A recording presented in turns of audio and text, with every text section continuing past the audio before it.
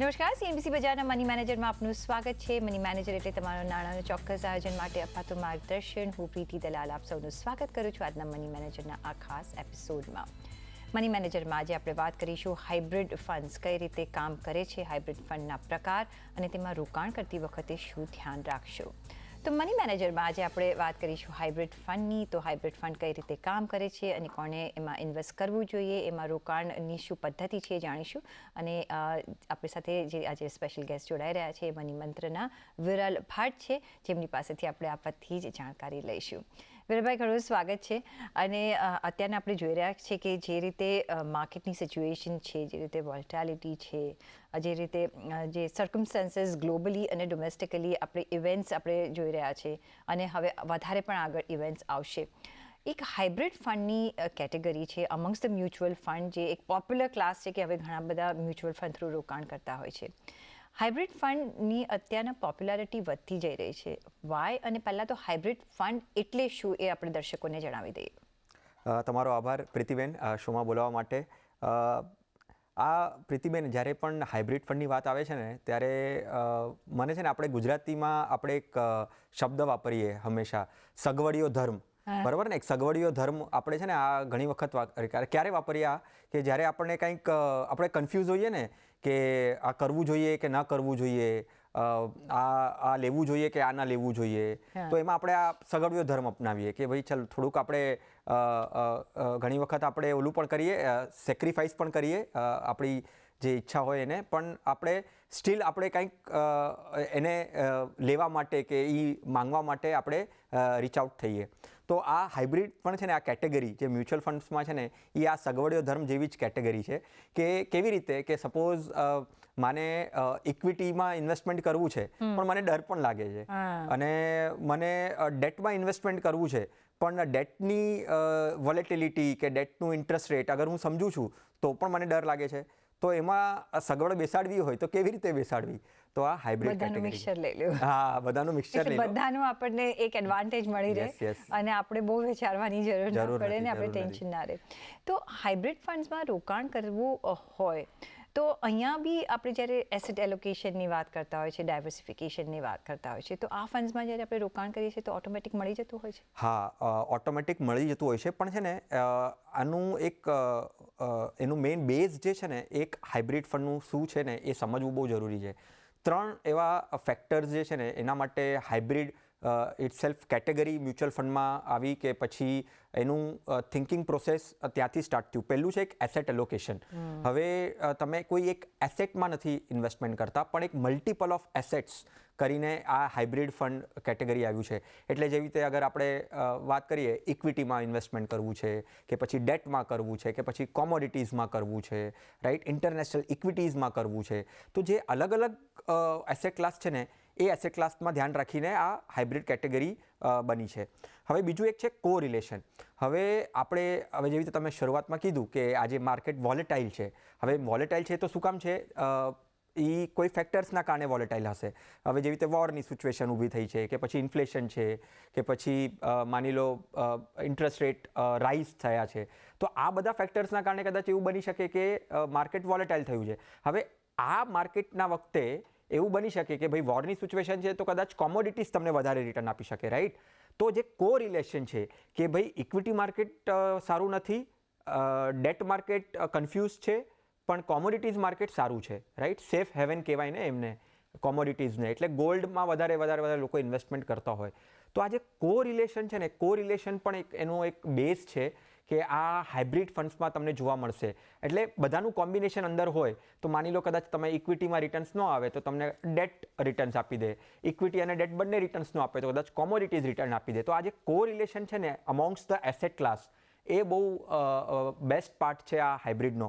અને ત્રીજો પોઈન્ટ છે ને ડાયવર્સિફિકેશન. ડેફિનેટલી ઇમ્પ્લાઇડ છે કે તમે સપોઝ અલગ અલગ એસેટ્સમાં નાખો છો તો તમે એસેટ એલોકેશન કરી રહ્યા છો, કો રિલેશન પણ રિટર્ન્સનું થઈ રહ્યું છે અને સાથે સાથે ડાયવર્સિફિકેશન પણ થઈ રહ્યું છે કે તમે ઇક્વિટીમાં અમુક પોર્શન તમારું જશે, અમુક પોર્શન ડેટમાં જશે અને અમુક પોર્શન તમારું કોમોડિટીઝ કે ઇન્ટરનેશનલ ઇક્વિટીઝ કે એમાં જશે. તો યસ, ઇન ટર્મ્સ ઓફ એનું જે સ્ટ્રક્ચરના પોઈન્ટ ઓફ વ્યૂથી અને એનો બેઝનું અગર આપણે કન્સિડર કરીએ કે હાઇબ્રિડ શું કામ આવ્યું, કે શું કામ કરવું જોઈએ, કે શું ધ્યાનમાં રાખવું જોઈએ, આ 3 પોઈન્ટ છે ને એના મેઇન પોઈન્ટ્સ છે કે જે લોકોએ ધ્યાનમાં રાખવા જોઈએ. પણ વિરાટભાઈ, ઓફકોર્સ તમે કહ્યું કે ડાયવર્સિફિકેશન, એસેટ એલોકેશન, કોરિલેશન, હવે things keep on changing every day કે એવરી મુમેન્ટ કેવી રીતે, અને આપણે એક વખત ઇન્વેસ્ટ કરીએ છીએ તો વી સ્ટે ઇન્વેસ્ટેડ, બિકોઝ પાછું ચેન્જ થયું તો પાછું આપણે ચેન્જ કરીએ એવું તો નથી હોતું. શું આ જે આપણા જે ફિયર્સ હોય છે, જે સર્કમસ્ટાન્સીસ હોય છે, જે એક આપણે આજુબાજુ આપણે જે ઇવેન્ટ્સ જોતા હોઈએ છીએ, એ બધાનું જે છે એ સાવચેતી આમાં મળી રહે છે, એ બધાથી આપણે શું પ્રૂફ થઈ જઈએ છીએ જ્યારે આપણે હાઇબ્રિડ ફંડ્સમાં ઇન્વેસ્ટ કરીએ છીએ તો, કે એના બી પ્રકાર છે કે આઈ થિંક એમાં પણ પ્રકાર હશે કે હાઇબ્રિડ ફંડ્સની કઈ કઈ કેટેગરી છે, તો કઈ રીતના આપણે રોકાણ કરવું જોઈએ રોકાણ કરતી વખતે, અને કઈ કેટેગરીઝ છે? શ્યોર. એટલે મને લાગે છે કે આ કદાચ બહુ ઇમ્પોર્ટન્ટ ફેક્ટર છે જ્યારે આપણે આ ડિસ્કસ કરી રહ્યા છીએ, અને એમાં કદાચ વધુ સમય લાગશે મને તમને એક્સપ્લેન કરવા માટે. તમે જેમ કીધું ને કે આપણે સ્ટે ઇન્વેસ્ટેડ, તમે આ વર્ડ વાપર્યો હમણાં, તો આપણે હંમેશા કહેતા હોય છે, પણ કેટલા લોકો કરે છે, રાઈટ? એ હંમેશા ડિબેટેબલ રહ્યું છે. બધાને ક્વિક જોઈતા હોય છે. હા, ક્વિક જોઈતું હોય છે. પણ એક ફિયર અને ગ્રીડ, આ બે વાત છે ને હંમેશા સંકળાયેલી છે આપણા ઇન્વેસ્ટમેન્ટમાં. અને કાં તો આપણને ફિયર હોય માર્કેટનું કે માર્કેટ નીચે જશે, અને કાં તો આપણને ગ્રીડ હોય કે ભાઈ સારી વેલ્યુ છે, માર્કેટ સારું જઈ રહ્યું છે તો હું વધારે ઇન્વેસ્ટ કરું. હવે આ જે બધા ફેક્ટર્સ જે છે ને એને આ હાઇબ્રિડ ફંડ બહુ સારી રીતે એલિમિનેટ કરે છે. અને એને અગર આપણે સમજવું હોય ને તો એમાં કયા કયા ટાઈપ્સના હાઇબ્રિડ ફંડ્સ છે ને એ આપણે જોવું જોઈએ. તો મને લાગે છે કે આપણે હાઇબ્રિડ ફંડ્સ કયા કયા છે, કારણ કે હાઇબ્રિડ ફંડ્સ છે ને એક બહુ બ્રોડ કેટેગરી છે. એમાં ઓલમોસ્ટ 5 થી 6 ટાઈપ્સના different types of funds available છે.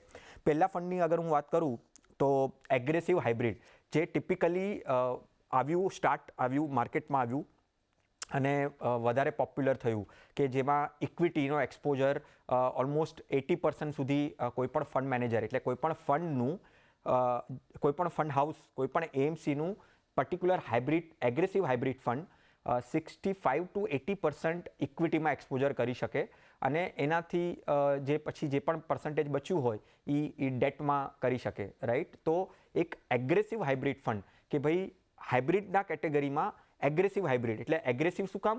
કારણ કે ઇક્વિટીનું એક્સપોઝર સૌથી વધારે એ લે છે, એટલા માટે એગ્રેસિવ. હવે એગ્રેસિવ પછી અગર એગ્રેસિવ છે તો કન્ઝર્વેટિવ પણ છે. તો કન્ઝર્વેટિવ કેવી રીતે છે? કે જેમાં એ પ્રોબેબલી એનું જે એલોકેશન છે એ 80% સુધી ડેટમાં રાખશે, બરાબર છે, અને 10-20% એ ઇક્વિટીમાં એક્સપોઝર લેશે. એટલે કન્ઝર્વેટિવ, જેટલું એગ્રેસિવ હાઇબ્રિડ એગ્રેસિવ છે ઇક્વિટીમાં, એવી જ રીતે કન્ઝર્વેટિવ હાઇબ્રિડ ફંડ છે એનું એક્સપોઝર ઇક્વિટીમાં ઓછું અને ડેટમાં વધારે. પછી ત્રીજી એક કેટેગરી છે કે હમણાં જે બહુ પોપ્યુલર પણ થઈ છે, કે બેલેન્સ એડવાન્ટેજ ફંડ. હવે હાઇબ્રિડ ફંડમાં એગ્રેસિવ હાઇબ્રિડ આવ્યું, કન્ઝર્વેટિવ આવ્યું, અને બેલેન્સ એડવાન્ટેજ ફંડ. જેવી રીતે પ્રીતિબેને કીધું કે માર્કેટ વોલેટાઇલ છે, કે ઘણી વખત માર્કેટ કન્ફ્યુઝ રાખે છે આપણને કે આપણે શું કરવું જોઈએ, કે માર્કેટમાં પછી તેજી છે, બરાબર છે, કે માર્કેટ બહુ વધારે ઉપર જઈ રહ્યું છે અને મને પાર્ટિસિપેટ કરવું છે. તો ત્યાં આ જે બેલેન્સ ફંડ જે છે ને એ પિક્ચરમાં આવશે. ને હમણાં લાસ્ટ 3-4 વર્ષથી તો દર્શકોને કહેવામાં મને લાગે છે કહેવું જોઈએ, કે સમજવું જોઈએ કે આ જે બેલેન્સ એડવાન્ટેજ છે ને બહુ જ સારી રીતે પરફોર્મ થયું છે. શું કરે છે બેલેન્સ એડવાન્ટેજ ફંડ? કે જ્યારે માર્કેટ બહુ વધારે થઈ ગયું હોય, એની વેલ્યુએશન બહુ વધારે થઈ ગઈ હોય, રાઈટ, ત્યારે એ ઇક્વિટીનું એક્સપોઝર થોડુંક ઓછું કરી નાખે છે અને ડેટનું વધારે કરી નાખે છે. અને જ્યારે એને લાગે કે ભાઈ ઇક્વિટી માર્કેટ બહુ વધારે સારું પરફોર્મ કરવાનું છે નજીકના સમયમાં, ત્યારે ઇક્વિટીનું એક્સપોઝર વધારે કરી નાખે અને ડેટનું ઓછું કરી નાખે. તો માર્કેટની મુવમેન્ટ પ્રમાણે જે ફિયર અને ગ્રીડની વાત આપણે જે કરી એને સારી રીતે આન્સર આપવો હોય તો આ બેલેન્સ એડવાન્ટેજમાં તમે ઇન્વેસ્ટમેન્ટ કરી નાખો. તો એ પ્રમાણે ફંડ મેનેજર એના કોલ પ્રમાણે, કારણ કે બેસ્ટ પર્સન આમ જોવા જઈએ કાં તો તમારો ફાઇનાન્શિયલ સલાહકાર હોઈ શકે કહેવા માટે કે માર્કેટ કદાચ કેવી રીતે પ્લે આઉટ થશે, કાં તો ફંડ મેનેજર જે છે કે જેનું જે ફંડ છે જે ડે ઇન ડે આઉટ એ જોવે છે માર્કેટને અને કોલ લઈ રહ્યો છે. તો આ બેલેન્સ એડવાન્ટેજ એ હાઇબ્રિડ કેટેગરીમાં એક વન ઓફ ધ કેટેગરી છે જે તમને ડેફિનેટલી કામ આવી શકે છે જ્યારે તમે કન્ફ્યુઝ છો કે માર્કેટ વોલેટાઇલ છે ત્યારે. એક તમે કહ્યું કે અગ્રેસિવ ફંડ જે વધારે ઇક્વિટીમાં કરે છે, કોન્ઝર્વેટિવ જે ડેટમાં વધારે કરે છે 80% અને બેલેન્સ રાખે છે અને માર્કેટની ગતિવિધિઓ જે ફોર્સી કરે છે એના પ્રમાણે ચેન્જ કરતો રહે છે. બીજો એક ક્લાસ છે ડાયનામિક ફંડ અને મલ્ટી એસેટ ફંડ. કઈ રીતના ડિફરન્ટ છે બેલેન્સ ફંડ્સ કરતા? હવે આમ જોવા જઈએ ને પ્રીતિબેન, તો આ ડાયનામિક એસેટ અલોકેશન ફંડ અને બેલેન્સ એડવાન્ટેજ બંને એકબીજાને પૂરક છે. હવે એમાં પણ ઘણી વખત ફંડ મેનેજર શું કરતા હોય છે કે જ્યારે ડાયનામિક છે ને, તો ઘણી વખત ફંડ મેનેજર વિચારશે કે મારે છે ને માર્કેટના મુવમેન્ટ પ્રમાણે ચેન્જીસ નથી કરવા, બરાબર છે, મને સ્ટેટિક રહેવું છે.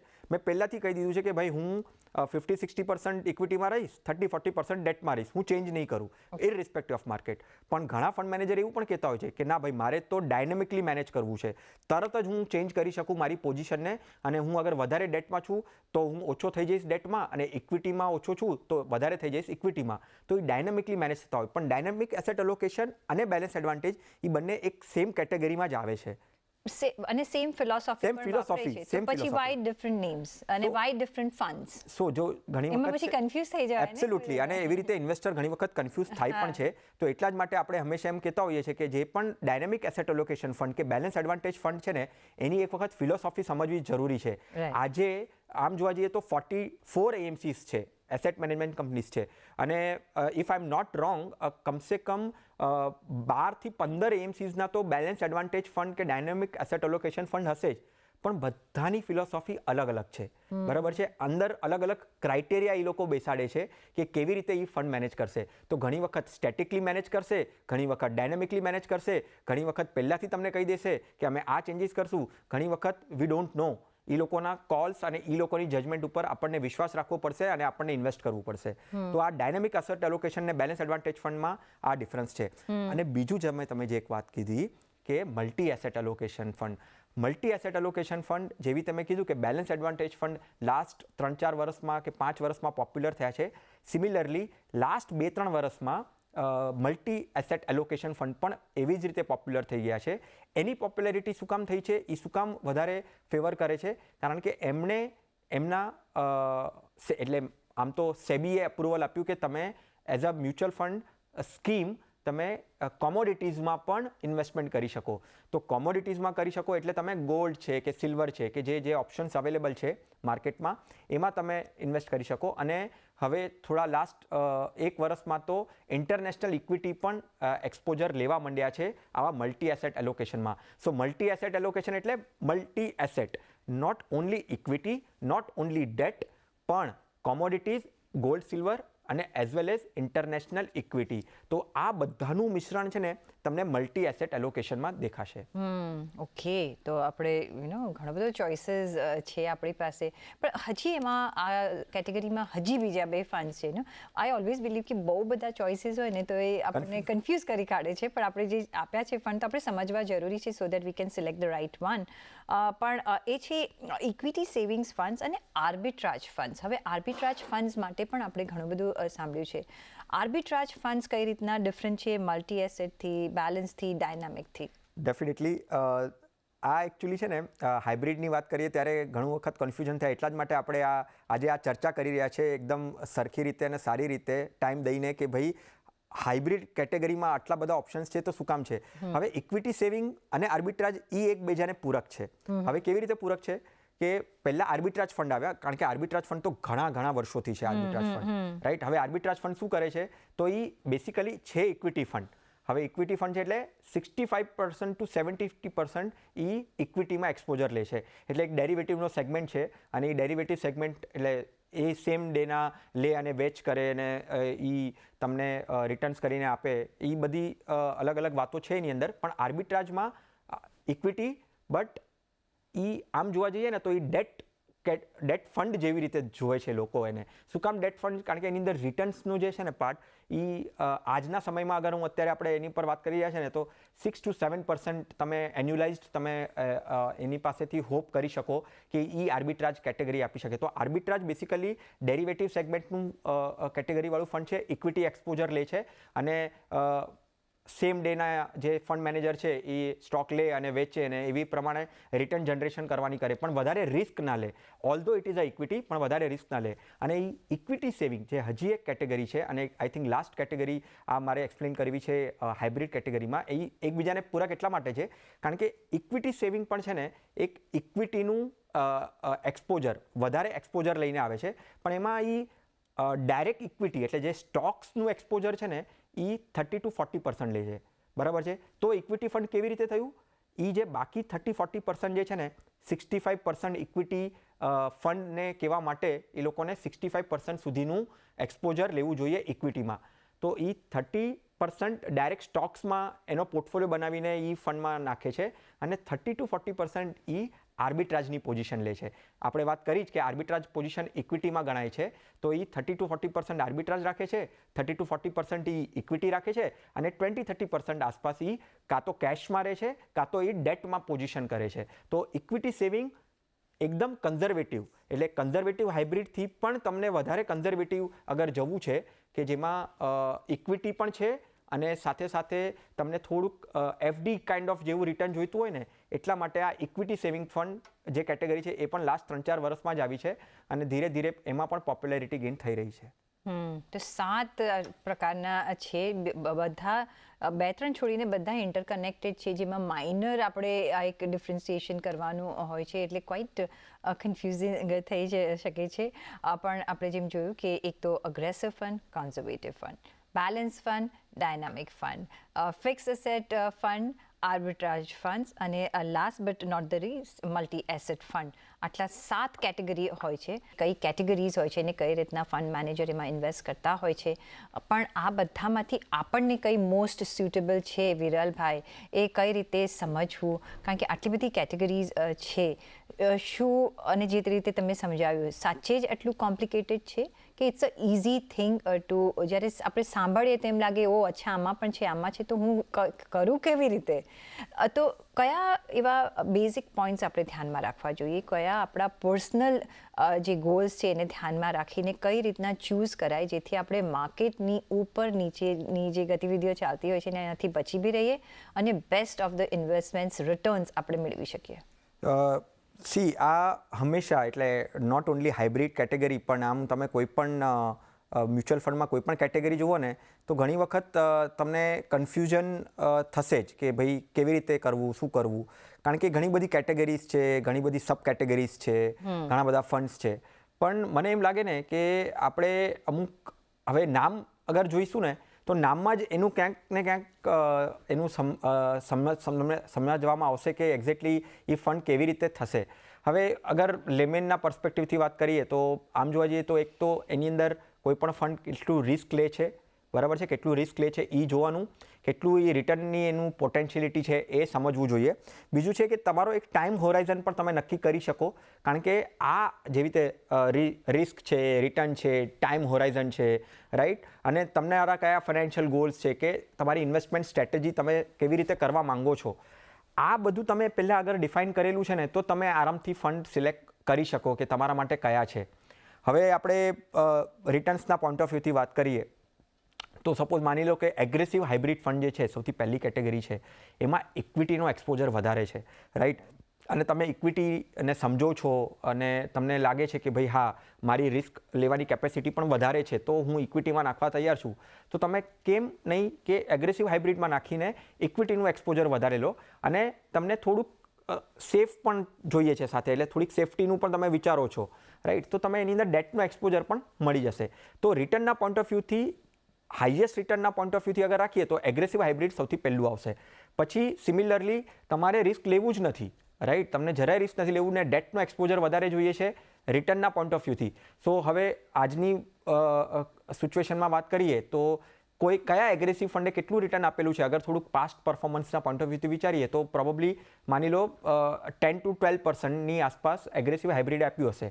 સિમિલર વેમાં કન્ઝર્વેટિવ હાઇબ્રિડે એનાથી થોડુંક ઓછું આપ્યું હશે, કારણ કે એમાં ઇક્વિટીનો એક્સપોઝર ઓછો છે, ડેટનું વધારે છે, તો અરાઉન્ડ 7 to 8% તમને કન્ઝર્વેટિવ હાઇબ્રિડ આપી દેશે કે જેમાં વધારે રિસ્ક લેવાનું જરૂર નથી. હવે વાત આવશે balance advantage. Balance advantage fund ક્યારે? જ્યારે ફિયર અને ગ્રીડ, તમે કન્ફ્યુઝ છો, તમને ડર પણ લાગે છે અને તમને લાગે છે કે નહીં મારે ઇક્વિટીમાં એક્સપોઝર લેવું જોઈએ, તો તમે એની અંદર ઇન્વેસ્ટ કરી નાખો બેલેન્સ એડવાન્ટેજમાં, જેમાં તમને ઇક્વિટી અને ડેટ બંનેનું જે કોમ્બિનેશન છે as per the market situation, as per the market changes, કે તમારી સાયકોલોજી, તમારું બિહેવિયર અગર ચેન્જીસ થતું રહ્યું તો તમારે આની અંદર નાખીને જે ફંડ મેનેજર છે એને પ્રમાણે મેનેજ કરશે, એવી રીતે તમે એની સ્ટ્રેટેજાઇઝ કરી શકો. હવે એની પછી આવી ગયું multi asset allocation. Multi asset allocation ક્યારે કરવાનું? રિટર્નના પોઈન્ટ ઓફ વ્યૂથી definitely around 10 to 12% expectation. Past performance પણ અત્યારે એટલું જ રહ્યું છે. એમાં બેસ્ટ પાર્ટ છે કે કોમોડિટીઝ, એટલે તમને લાગતું હોય કે મારે ગોલ્ડમાં એક્સપોઝર લેવું છે, ડાયરેક્ટલી નથી લેવું તો આના થ્રુ લેવું છે, તો રિસ્કના પોઈન્ટ ઓફ વ્યૂથી તમે મલ્ટી એસેટ્સ, એટલે અલગ અલગ એસેટ્સ છે, એટલે તમારું રિસ્ક એની અંદર વિધિન દેટ ફંડ બહુ ઓછું થઈ જશે, કારણ કે કોઈ પણ એક એસેટમાં બહુ વધારે એક્સપોઝર નહીં હોય, બધામાં સિમિલર વેમાં 20-25% કરીને એ લોકોએ એક્સપોઝર નાખ્યું હશે. અને મલ્ટી એસેટ છે એટલે તમને એફડી કરતાં થોડુંક વધારે, રાઈટ, પણ it will be around 8 to 10%, but not as riskier as aggressive hybrid, right. તો એવી રીતે તમે મલ્ટી એસેટ. પછી જે ઇક્વિટી સેવિંગ્સ અને આર્બિટ્રાજ છે એ સિમિલર ટુ અરાઉન્ડ 7 to 8%. ડેટના પોઈન્ટ ઓફ વ્યૂથી તમે ડેફિનેટલી વિચારી શકો, રિસ્કના પોઈન્ટ ઓફ વ્યૂથી વધારે રિસ્ક નથી, રિટર્નના પોઈન્ટ ઓફ વ્યૂથી સિમિલર એફડી જેવું જ રિટર્ન, પણ હા ઇક્વિટી ટેક્સેશન આવશે તો જે નેટ રિટર્ન છે, પોસ્ટ ટેક્સ જે ઓવરઓલ રિટર્ન્સ છે એ તમને બેટર દેખાશે એફડી કરતાં. અને ટાઈમ હોરાઇઝન વાઇઝ અગર જોઈએ તો એગ્રેસિવ હાઇબ્રિડને તમને સૌથી વધારે ટાઈમ આપવો જોઈએ, એટલીસ્ટ 5 to 7 years, અને એના પછીના જે પણ બધી કેટેગરી હતી એ બધાને તમે એટલીસ્ટ તમે 3 થી 5 વર્ષના પોઈન્ટ ઓફ વ્યૂથી તમે પ્લે આઉટ કરી શકો. ઓકે, તો આપણે એ સમજી લીધું કે કઈ રીતના કઈ સ્ટ્રેટેજી અને કઈ રીતના આપણે રોકાણ કરવાનું છે, કયા એમ માટે આપણે રોકાણ કરવાનું છે, કેટલા પીરિયડ માટે આપણે રોકાણ કરવાનું છે. હવે આ ચર્ચા અહીંયા જ નથી પૂરી થતી, આપણે નેક્સ્ટ એપિસોડમાં પણ હાઇબ્રિડ ફંડ વિશે જ જાણીશું. તો જરૂરથી અમારી સાથે નેક્સ્ટ એપિસોડમાં પણ જોડાયેલા રહેજો, અને નેક્સ્ટ એપિસોડમાં આપણે વાતચીત કરીશું કે એડવાન્ટેજીસ શું છે, કોણે હાઇબ્રિડ ફંડ્સમાં રોકાણ કરવું જોઈએ, અને ટેક્સેશન પોઈન્ટ ઓફ વ્યૂ કઈ રીતના આ વાયબલ છે એની પણ આપણે ચર્ચા કરીશું. પણ એના માટે નેક્સ્ટ એપિસોડમાં અમારી સાથે જોડાવવું પડશે, અને એના માટે વિરલભાઈ તમારે બી જોડાવવું પડશે તો જ આપણે આ ચર્ચા પૂરી કરી શકીશું. પણ આ એપિસોડ માટે ઘણો આભાર તમારો. મળીશું નેક્સ્ટ એપિસોડમાં. ત્યાં સુધી આપશો રજા. નમસ્કાર.